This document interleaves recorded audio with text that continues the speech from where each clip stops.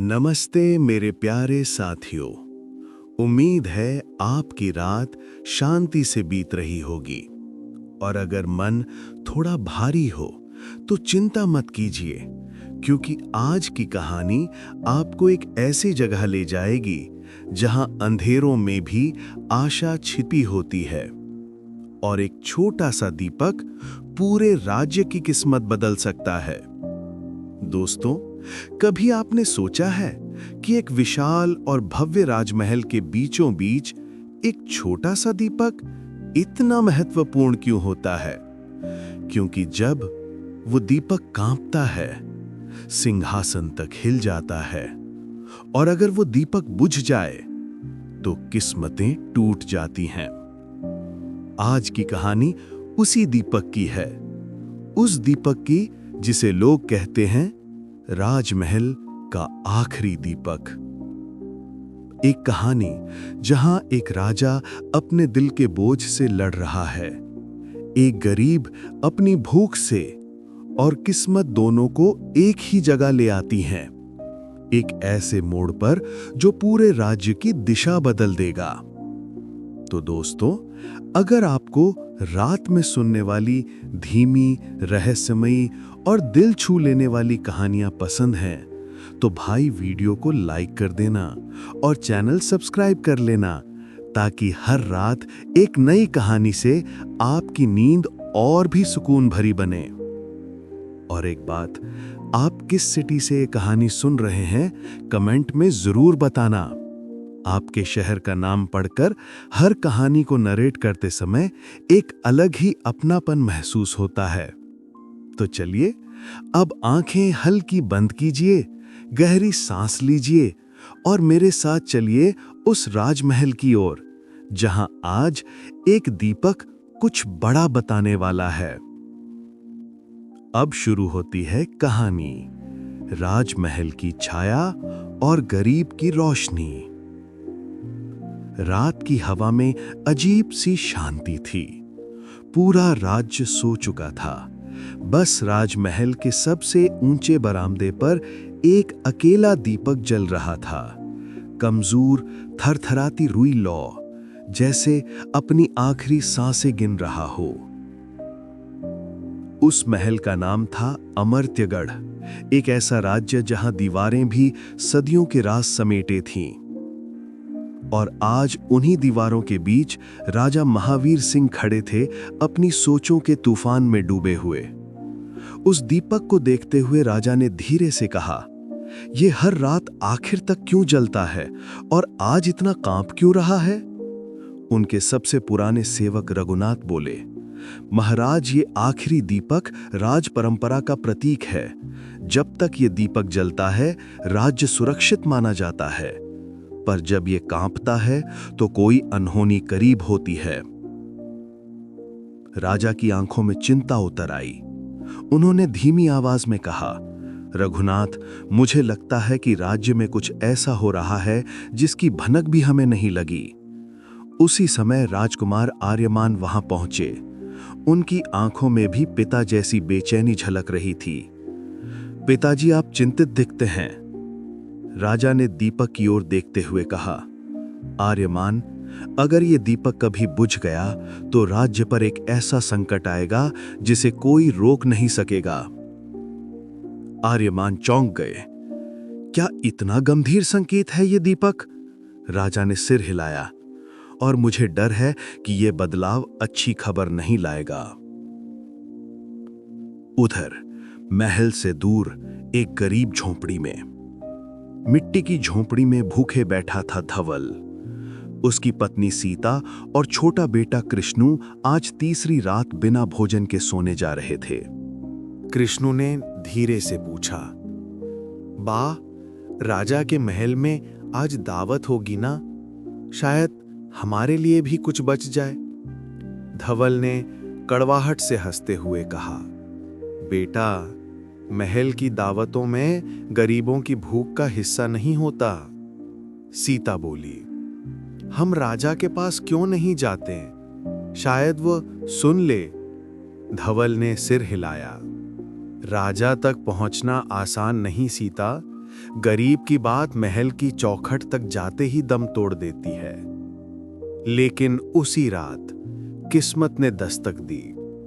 झोंपड़ी के दरवाजे पर धीमी सी थपकी सुनाई दी। धवल ने दरवाजा खोला तो एक बूढ़ा अजनबी खड़ा था, हाथ में एक कपड़े की पोटली, चेहरे पर अजीब शांति। बेटा, रास्ता भटक गया हूं, क्या आज रात आश्रय मिल सकता है? धवल गरीब था पर दिल बड़ा था। आइए बाबा, हमारी झोंपड़ी छोटी है पर दया बड़ी है। अजनबी अंदर आया और बोला, यहीं से एक बदलाव शुरू होगा। धवल और सीता चौंक गए। अजनबी ने पोटली खोली, अंदर एक पुराना तेल का दीपक रखा था, वैसा दीपक जो उन्होंने कभी नहीं देखा था। धवल ने पूछा, ये दीपक किसका है? अजनबी बोला, ये तब जलता है जब किसी राज्य में अन्याय बढ़ता है और बुझता है जब सच्चा न्याय जन्म लेता है। इस दीपक का संबंध तुम्हारे जीवन से जुड़ चुका है। सीता ने घबराकर पूछा, पर हम जैसे गरीब से कैसे? अजनबी मुस्कुराया, क्योंकि कई बार आशा महलों में नहीं, झोंपड़ियों में जन्म लेती है। इसी समय महल में राजा महावीर सिंह के हाथ कांप रहे थे। आखिरकार दीपक की लौ पहली बार बुरी तरह डगमगाई। रघुनाथ ने घबराकर कहा, महाराज, ये शुभ संकेत नहीं, ये एक भीषण संकट की शुरुआत है। राजा घुटनों पर बैठ गए, उनकी आंखें नम हो गईं। मैंने क्या गलत किया है? कहां भूल हुई मुझसे? उनके हाथों से दीपक लगभग छूट ही गया। तभी महल की खिड़की से एक तेज हवा का झोंका आया और दीपक की लौ बुझी वली थी कि अचानक उसी समय, उसी पल, मीलों दूर धवल की झोंपड़ी में अजनबी वाला दीपक खुद ब खुद जल उठा। पहले हल्की सी चमक और फिर आग की एक स्थिर मजबूत लौ। धवल डर गया, सीता पीछे हट गई, कृष्णु की आंखें फैल गईं। अजनबी ने गहरी आवाज में कहा, जहां राजमहल का दीपक बुझता है, वहीं गरीब की झोंपड़ी का दीपक जन्म लेता है। ये संकेत है कि राज्य की किस्मत अब महल में नहीं, तुम्हारे कदमों में छिपी है। धवल स्तब्ध खड़ा था। मैं कैसे? अजनबी बोला, अब तुम्हें राजा से मिलना होगा, समय बदल चुका है। राजमहल का धमाका और गरीब की यात्रा। सुबह के सूरज ने अभी अपना चेहरा नहीं दिखाया था। राजमहल की दीवारें अब भी रात के सन्नाटे में डूबी हुई थीं। महाराज, रात में आखिरी दीपक की लौ लगभग बुझ ही गई थी। सेवक रघुनाथ घबराए हुए आवाज में बोला। राजा महावीर सिंह सिंहासन कक्ष की ओर तेज कदमों से बढ़ रहे थे। उनके चेहरे पर अनकहा भय साफ दिख रहा था। रघुनाथ, ये दीपक राजघराने का भविष्य बताता है, मैं जानता हूं, पर यह संकेत इतना कठोर क्यों? राजकुमार आर्यमान अंदर दौड़ते हुए आए। पिताजी, आपने ये चिट्ठी देखी? उन्होंने एक चिट्ठी राजा के हाथ में रखी। राजा ने पढ़ा, राजमहल में कोई आपका विश्वास तोड़ने वाला है, सावधान रहें।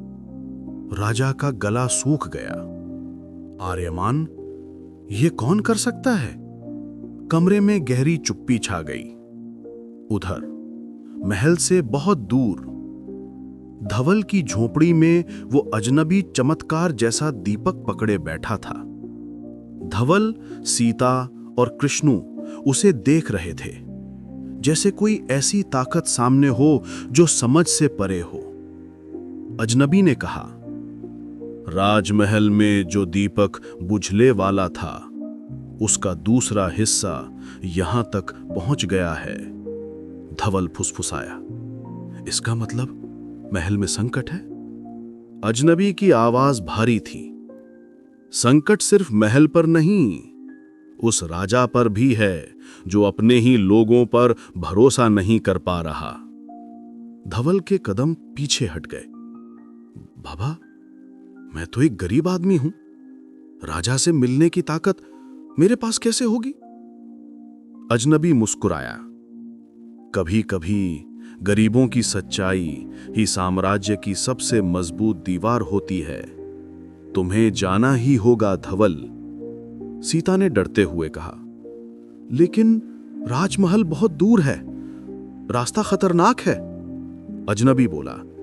सही रास्ते हमेशा आसान नहीं होते। दीपक की लौ अचानक तेज हो गई। झोपड़ी के अंदर हवा गर्म महसूस होने लगी। अजनबी ने कहा, ये लौ तुम्हें रास्ता दिखाएगी। उसी समय राजमहल में सिंहासन कक्ष में दो मंत्री झगड़ रहे थे। किसी ने राज्य का खजाना छेड़ा है। नहीं, ये किसी अंदर के व्यक्ति का काम है, राजा ने दोनों को रोकते हुए कहा। मुझे सच चाहिए। अमर्त्यगढ़ किसी षड्यंत्र के नीचे दबता नहीं देख सकता। अचानक एक सैनिक अंदर दौड़ता हुआ आया। महाराज, किले के पीछे एक गुप्त सुरंग मिली है, उसमें किसी के जाने के निशान हैं। सुनते ही राजा की आंखें चौड़ी हो गईं। कौन कौन ये सब कर रहा है? राजकुमार आर्यमान ने कहा। पिताजी, लगता है कोई अंदर ही अंदर राजमहल को गिराने की कोशिश कर रहा है। उधर गरीब धवल की यात्रा शुरू होती है। धवल ने एक फटी हुई पोटली बांधी। सीता ने उसके हाथ पकड़कर कहा, सावधान रहना, कहीं खो मत जाना। कृष्णु ने धीरे से कहा, बाबा, राजा को बताना कि हम भी भूखे हैं। धवल के सीने में एक तीर सा लगा। उसने कृष्णु को बाहों में लिया। अजनबी ने दीपक धवल की ओर बढ़ाया। इसे संभाल कर रखना, जब तक ये जल रहा है राज्य का भाग्य तुम्हें रास्ता दिखाता रहेगा। धवल ने दीपक को हाथों में लिया और सूरज की पहली किरण के साथ वो निकल पड़ा राजमहल की तरफ, जिस रास्ते पर पहले कभी किसी गरीब के कदम नहीं पड़े थे। महल, नई साजिश खुलती है।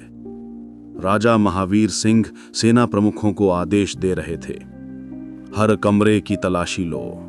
जिसने सुरंग का इस्तेमाल किया है वो महल के भीतर ही है। उधर गुप्त कक्ष में एक परछाई धीरे धीरे हंस रही थी। अब राजा फंसने वाला है, उसने धीमे से कहा। अब आखिरी दीपक कुछ नहीं बताएगा, क्योंकि असली खेल अब शुरू होगा। उसका चेहरा अब भी अंधेरे में छिपा था और उसी वक्त दीपक की लौ महल में फिर से डगमगाई। राजा को महसूस हुआ, यह कोई साधारण आग नहीं, यह चेतावनी है। धवल यात्रा पर जंगलों से भरा रास्ता, पत्थरों से भरा मार्ग, तेज धूप और भूख। धवल अकेले चल रहा था, पर दीपक की लौ जैसे उसका डर चुरा लेती थी। उसने सोचा, क्या मैं सचमुच राजा तक पहुंच सकता हूं? क्या कोई गरीब किसी राजा का भाग्य बदल सकता है? पेड़ों के बीच हवा चली और दीपक की लौ ने एक दिशा में इशारा किया, साफ और स्पष्ट। धवल ने गहरी सांस ली और फिर सोचा, शायद यही मेरा रास्ता है। महल में पहली बार राजा टूटते हैं। रात होते ही राजा अकेले खड़े थे। क्या मैं अपने राज्य को बचा पाऊंगा? अचानक दीपक फिर कांपा। राजा डर गए। हे ईश्वर, क्या यह अंत की शुरुआत है? और उसी क्षण धवल जंगल में एक मोड़ पर पहुंचा, जहां दीपक की लौ अचानक तेज हो गई। अजनबी की आवाज गूंजी, धवल, तुम करीब आ रहे हो। सच की आहट और गद्दारी की परछाई। धवल राजमहल की ओर बढ़ता जा रहा था। जंगल गहरा होता जा रहा था और रास्ता और भी खतरनाक। कभी सुनसान घाटी, कभी जंगली जानवरों की आवाजें, पर एक चीज उसे रुकने नहीं दे रही थी। वो था दीपक की लौ, जो न हवा से बुझ रही थी, न धूल से, न अंधेरे से। जैसे वो धवल को किसी अदृश्य हाथ से पकड़कर एक खास दिशा में खींच रही हो। उधर राजमहल के भीतर राजा महावीर सिंह के सामने मंत्री, सैनिक और राजगुरु खड़े थे। महाराज, सेनापति बोला, महल की सुरंग का इस्तेमाल अंदर के ही किसी आदमी ने किया है। राजा ने पूछा, कौन इतनी हिम्मत करेगा? कमरे में सन्नाटा छा गया। राजकुमार आर्यमान आगे बढ़े। उनकी आवाज धीमी पर दृढ़ थी। पिताजी, मुझे लगता है साजिश बहुत गहरी है। जिस व्यक्ति ने यह सब किया है वो राजघराने के बेहद करीब है। राजा ने विस्मय से आर्यमान को देखा। क्या तुम कह रहे हो कि कोई अपना? आर्यमान ने कहा, सिर्फ अपना नहीं, शायद कोई ऐसा जिसे आपने सबसे ज्यादा भरोसा दिया है। राजा की धड़कनें तेज हो गईं।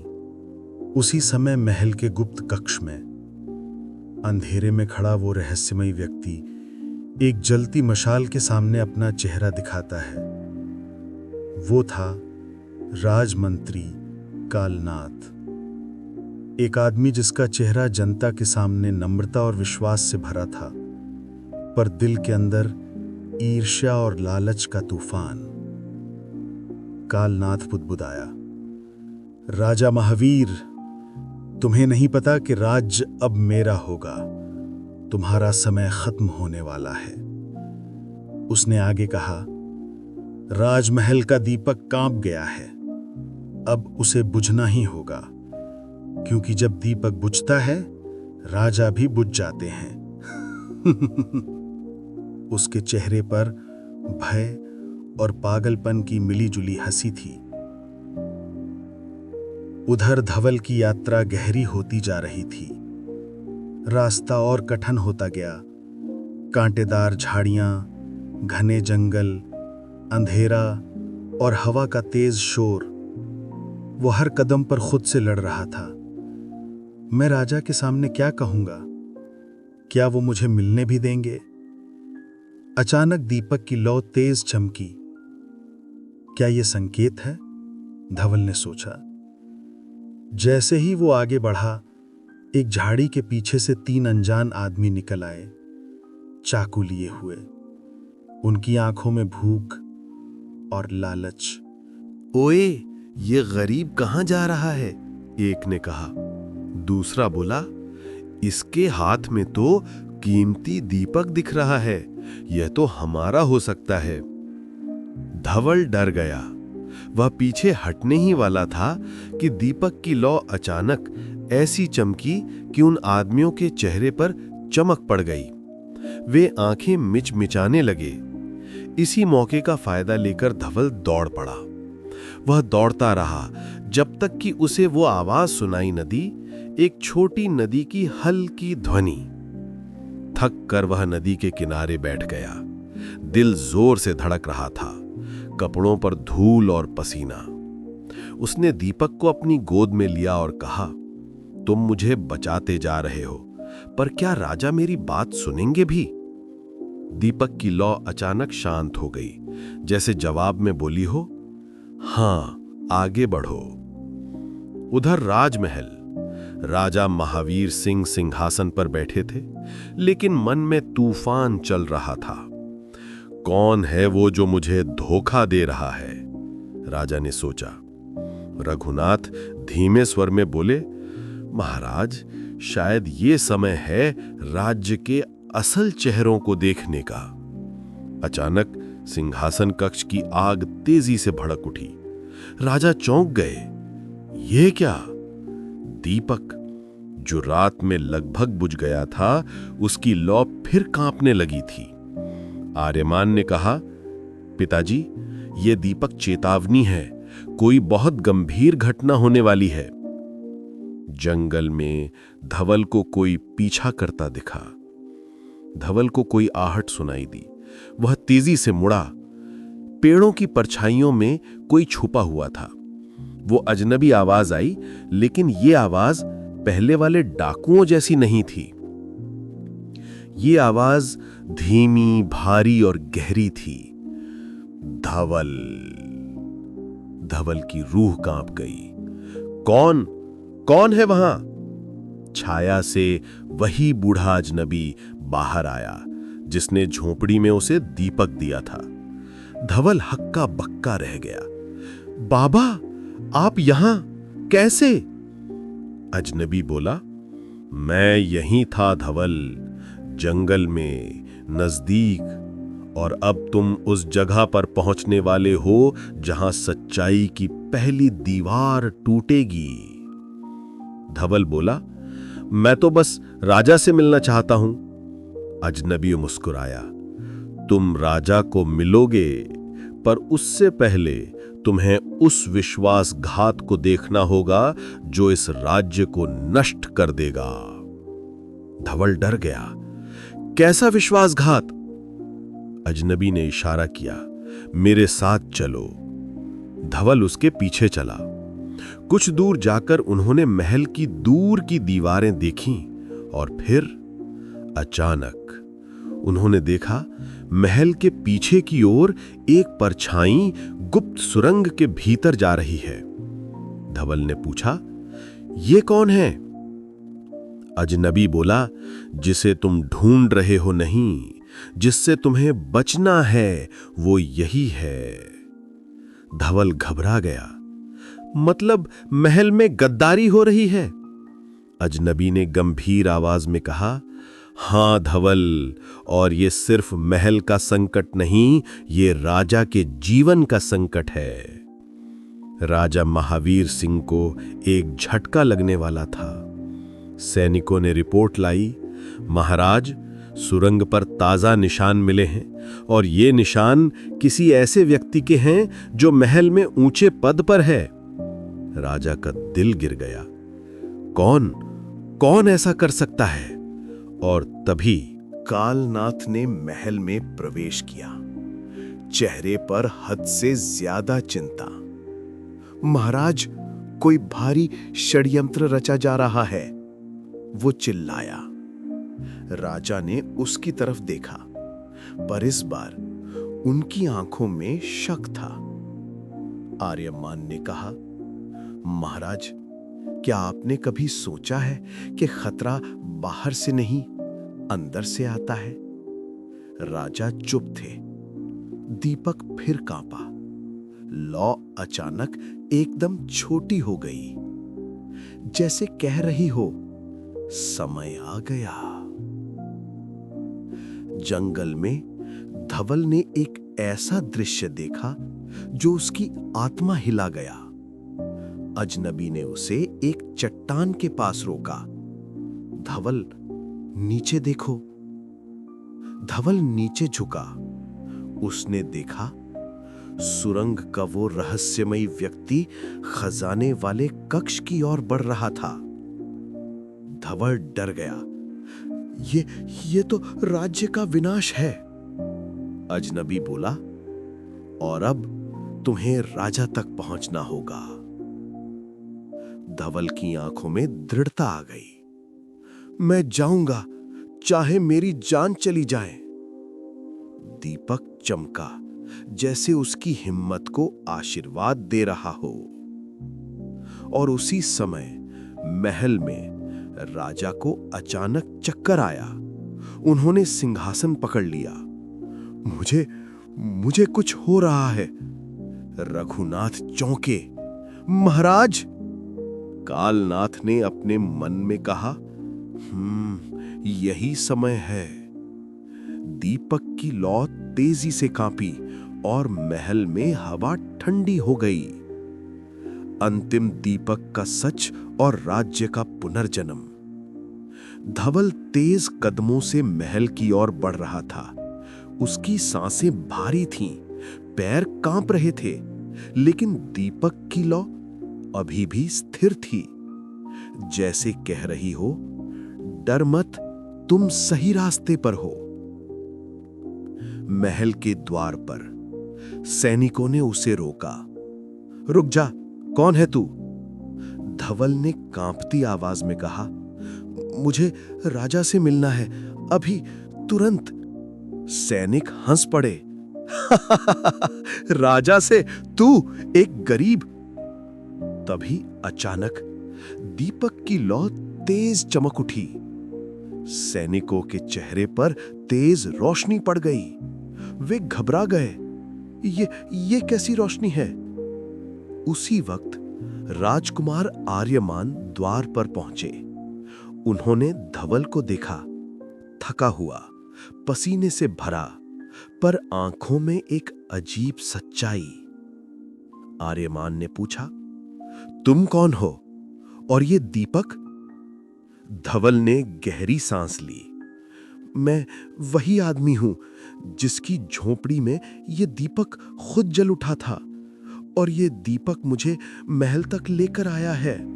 महाराज पर बहुत बड़ा खतरा है। आर्यमान चौंक गए। तुम अंदर आओ, तुरंत। सिंहासन कक्ष, सत्य का सामना। राजा कमजोर होकर बैठ गए थे। कालनाथ उनके पास खड़ा था, चेहरे पर नकली चिंता। धवल अंदर आया। सैनिकों ने अविश्वास से देखा। धवल ने कहा, महाराज, महल में गद्दार है। वो व्यक्ति गुप्त सुरंग से खजाना कक्ष तक पहुंचा है। राजा ने कांपती आवाज में पूछा, कौन है वो? धवल बोलने ही वाला था कि कालनाथ अचानक चिल्लाया, रुको, ये गरीब झूठ बोल रहा है। आर्यमान बोले, कालनाथ, तुम क्यों घबराए हुए हो? कालनाथ ने बात मोड़ने की कोशिश की। मैं क्यों घबराऊंगा? ये गरीब भोला है, इसे कुछ नहीं पता। पर उसी समय दीपक राजा के सामने रखे दीपक की तरह कांपने लगा। धवल ने दीपक उठा लिया और कहा, महाराज, सच बोलने वाला दीपक झूठ को पहचान लेता है। फिर उसने दीपक कालनाथ की ओर किया और अचानक दीपक की लौ भड़क उठी। कक्ष में सन्नाटा। राजा धीरे से बोले, यह क्या संकेत है? धवल की आवाज भारी हो गई। महाराज, दीपक बता रहा है कि गद्दारी यहीं खड़ी है। सबकी नजरें कालनाथ पर थीं। कालनाथ का चेहरा सफेद पड़ गया। वो पीछे हट गया। ये दीपक, ये झूठ बोल रहा है, मैं गद्दार नहीं हूं। पर दीपक की लौ और भी तेज हो गई। रघुनाथ चिल्लाए, महाराज, यह दीपक केवल सत्य पर प्रतिक्रिया देता है। और अचानक कालनाथ ने भागने की कोशिश की। सैनिकों ने उसे पकड़ लिया। कालनाथ चीखा, हाँ, मैं ही हूं गद्दार। राजा महावीर सिंह को हटाकर मैं ही सिंहासन लेना चाहता था। राजा का दिल टूट गया। कालनाथ, तुमने ही धोखा दिया। कालनाथ गरज कर बोला, हां, इस दीपक की वजह से मैं कभी सिंहासन नहीं पा सका, पर अब। आर्यमान ने उसे रोक दिया। अब कुछ नहीं, न्याय होगा। महाराज घुटनों पर बैठे। राजा महावीर सिंह दीपक को देखते रहे। अगर यह गरीब धवल ना होता तो आज राज्य खत्म हो गया होता। उन्होंने धवल की ओर देखा। बेटा, तुमने मेरी जान बचाई है, सिर्फ मेरी नहीं, पूरे अमर्त्यगढ़ की। धवल ने सिर झुका लिया। महाराज, मैंने सिर्फ वही किया जो सही लगा। दीपक का अंतिम रहस्य। अजनबी अचानक कक्ष में प्रवेश किया। सब लोग चौंक गए। राजा बोले, तुम कौन हो? अजनबी ने कहा, मैं इस राज्य की प्राचीन परंपरा का संरक्षक हूं। वही दीपक जिसे आप आखिरी दीपक कहते हैं, उसे सदियों से हम देखने और समझने की कोशिश करते हैं। राजा ने पूछा, यह दीपक धवल के पास क्यों आया? अजनबी मुस्कुराया, क्योंकि महामहिम, जब राजा के आसपास सत्य कमजोर पड़ने लगता है, तब दीपक झोंपड़ी में जाता है ताकि सच्चाई को महल तक पहुंचाया जा सके। राजा समझ गए, तो इसका अर्थ है कि राज्य की आशा गरीब की झोंपड़ी से शुरू होती है। अजनबी बोला, हां, कभी कभी राजाओं को बचाने के लिए ईश्वर गरीबों का सहारा लेते हैं। राजा ने सिंहासन से खड़े होकर कहा, आज से जब तक इस राज्य में एक भी गरीब भूखा रहेगा, मैं राजा कहलाने के योग्य नहीं हूं। उन्होंने धवल का हाथ पकड़कर कहा, तुम गरीब नहीं, इस राज्य की आशा हो। धवल की आंखों में आंसू आ गए। कृष्णु, सीता उन्हें याद आए। अंतिम चरम दृश्य। अजनबी ने कहा, अब आखिरी दीपक अपना निर्णय देगा। सभी दीपक की तरफ देखने लगे। लौ, जो कांप रही थी, धीरे धीरे स्थिर हो गई। फिर और चमकी। फिर पूरे कक्ष में रोशनी फैल गई। अजनबी ने कहा, संकट टल गया। राज्य का भविष्य वापस उजाला पा चुका है। राजा ने धवल को गले लगाया। धवल रो पड़ा। और उसी पल अजनबी जैसे हवा में घुल गया। दीपक की लौ फिर सामान्य हो गई। कुछ दिनों बाद राजा ने पूरे राज्य में घोषणा की, अब से धवल इस राज्य का सम्मानित प्रतिनिधि होगा। गरीबों की हर समस्या पहले धवल तक जाएगी और महल का दरवाजा हमेशा उसके लिए खुला रहेगा। सीता और कृष्णु को राजमहल में बुलाया गया। उनकी झोंपड़ी राजा ने खुद अपने हाथों से ठीक करवाई। अंतिम पंक्तियां। उस रात अमर्त्यगढ़ में राजमहल की सभी दीवारों पर दिए जलाए गए, पर सबसे चमकता हुआ दीपक वही था, राजमहल का आखिरी दीपक, जो अब शांत, स्थिर और उज्जवल था।